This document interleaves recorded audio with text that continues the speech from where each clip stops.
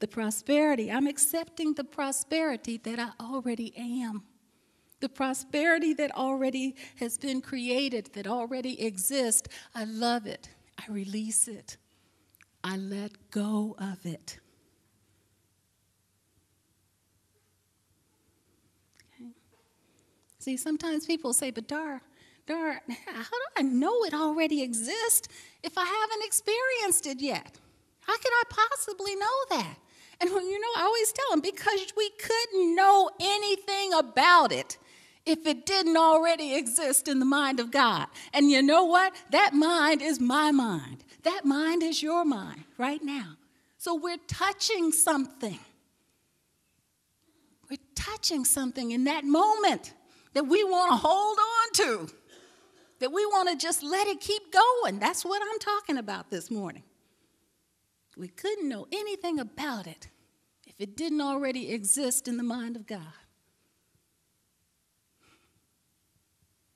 Now, does that give you a moment to just breathe? Whatever this desire is, I couldn't know anything about it if it didn't already exist in the mind of God.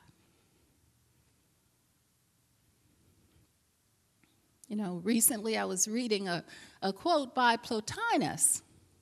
And Plotinus said, everything is as real as it's supposed to be.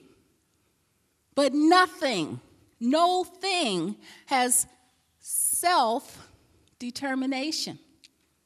We alone have self-determination.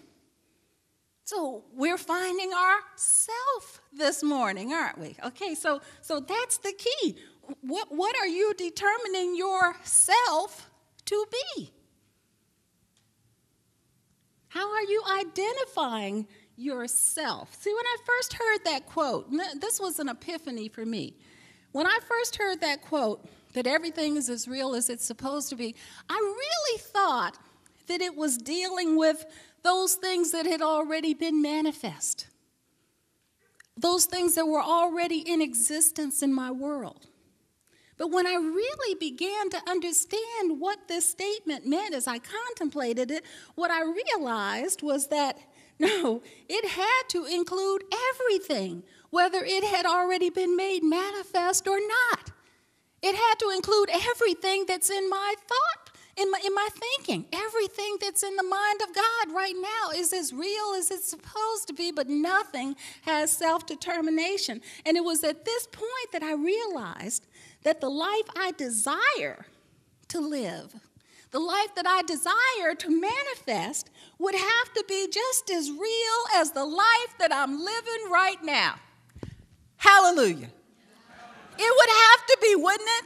It would have to be as the life that I desired. If everything is as real as it's supposed to be, then the life I desire to live would have to be as real as the life that I'm living right now. What if we were willing to breathe that kind of energy into our desire with that knowing? See, and that's where quantum physics comes in. Quantum physics tells us that we live in a field of infinite possibilities, and that in this field, every possibility already exists. And not only does every possibility already exist, it already exists at the same time. And I use that word time really loosely this morning because the universe doesn't know anything about time. The only time the universe knows is now. Right? Okay, so David Cameron Giocondi said in A Happy Pocket Full of Money, he said, as we see in quantum physics, the quantum soup is quite literally all these things and options that can possibly exist, existing at one time. Everything you can possibly imagine and more all exist already and exist at the moment of now. Everything. He goes on, he says, so a wealthy you and a non-wealthy you all exist simultaneously, but you are experiencing only one of them. You are conscious, awake, and aware of only one.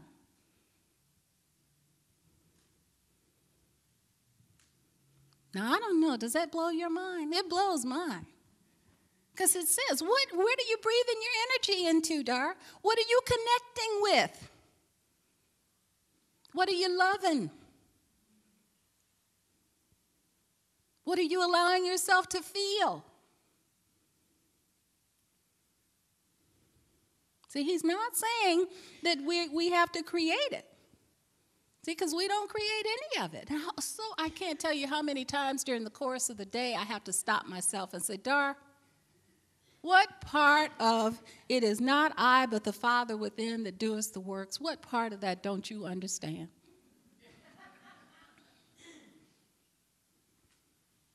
Because I realize I've picked it up again. Okay? See, we're asked, nobody asked you to know how. We're only being asked to embrace the idea that it's possible, that it's available, and that it belongs to us now. That's what we're being asked to do. Going back to that job description, love it, release it, and let go of it. So that desire that I'm desiring right now is just as real as the experience I was having a moment ago.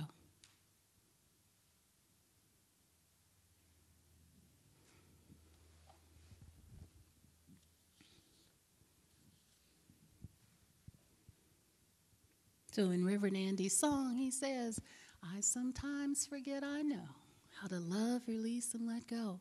I get confused, can't see clear, don't know how. I sometimes lose my way. Gikandi says in A Happy Pocket Full of Money, he says, we don't want to get distracted by arguing over the existence of anything because the potential for everything already exists, and it already exists now.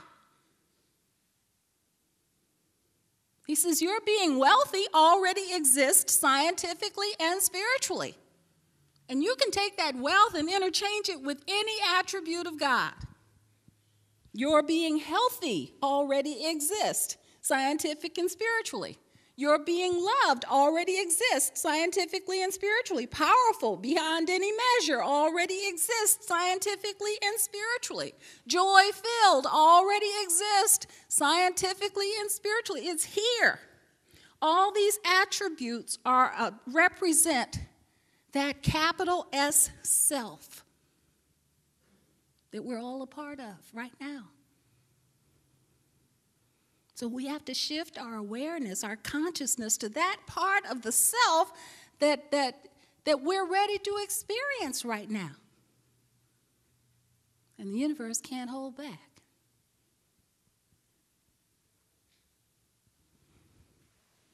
I exist in this field of infinite potential right now. With all these mini me's waiting to take form. With all these mini me's, which one of them am I ready to align with? Which aspect of myself?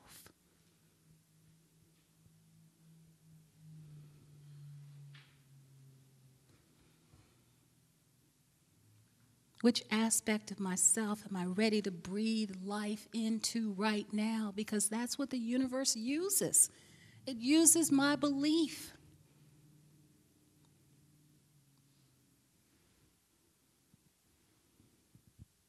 Vivekananda said in Lessons in Classical Yoga, he said, there is, as it were, an infinite ocean behind.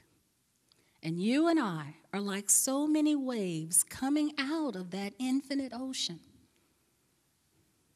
See? Now, when we breathe life into some aspect of ourselves, that's the visual that I get. I get the visual of that wave that represents myself coming up out of the ocean. See? What kind of wave am I going to allow it to be? Now, I'm not talking about one of those little lappy waves. You've seen those lappy waves that just rise up a little bit and then it's over. Okay, and I'm not talking about one of those waves. See, I'm talking about one of those waves those maverick waves.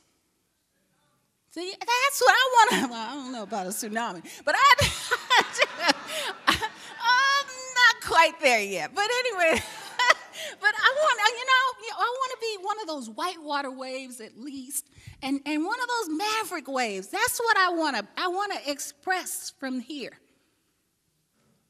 And every aspect of self, we can express at any level that we choose. Whichever level that we're aligning with in this moment. So I'm not talking about a little self this morning that's powerless and diseased and depressed and broke. All of those are legitimate aspects. We can align with that if that's what we want to. But the self that I'm referring to, finding this morning, and not really finding, but aligning with this morning, is our God self. That infinite, unconditional, eternal self that has never been fooled, that has never made a mistake, that has never slumbered, has never slept. How does it feel to align with that? That's the self that I'm talking about. Dr. Holmes said in seminar lectures, he said, no one has the power to give you life but yourself. He quoted the Bhagavad Gita. He says, the Bhagavad Gita says the self must raise the self by the self. Then he quoted Shakespeare, who said, to thine own self be true, and it shall follow as the night the day. Thou canst not then be false to any man. The self. So what you hear in the words of Holmes and the Bhagavad Gita and Shakespeare this morning is really talking about the need, the requirement to keep expanding our awareness of God. And as we keep expanding our awareness of God, we keep expanding our awareness of self. I wasn't going to talk about this morning, but I'm going to throw this in. My sister did a talk. Some of you know about this. My sister did a talk several months ago, and it was called, Is Your God a Punk?